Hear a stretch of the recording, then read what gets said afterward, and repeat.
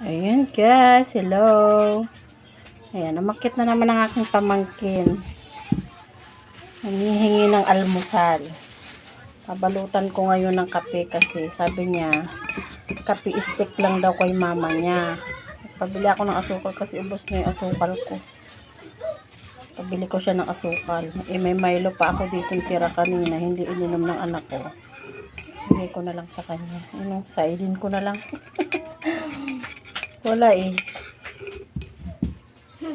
Yan. Bigay ko na yung kape. Yan. Tama na yan pag isang timpla. Isang timpla. Kaya almusal nila. Tapos ito, nagluto kami ng corned beef. Pinati-hati na lang namin kasi pang ulam pa namin. Tapos sinangag kasi hindi pa ako nakasaing ng kanin. Tapos Milo. Ang almusal niya, kagising lang niya eh. Kape. Wait lang, antayin natin siya. Pinabili ko ng asukal. Anong binili mo? Asukal? Ano yan?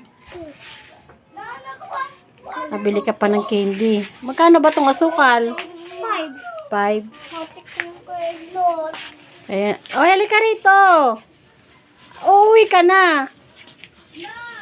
Oh, ito na oh. Oh, yan. O, hawakan mo mabuti. Baka malaglag yan. Di ka pa nga nag-aalmusal, nag-candy ka na. Hawakan mo mabuti. Ano ba ginagawa ni mama mo? Hawakan mo yan ha. Baka mabitawan mo, madulas yung kamay mo. Ayan na siya.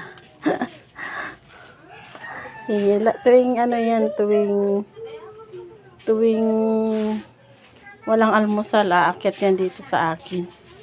Salamat guys.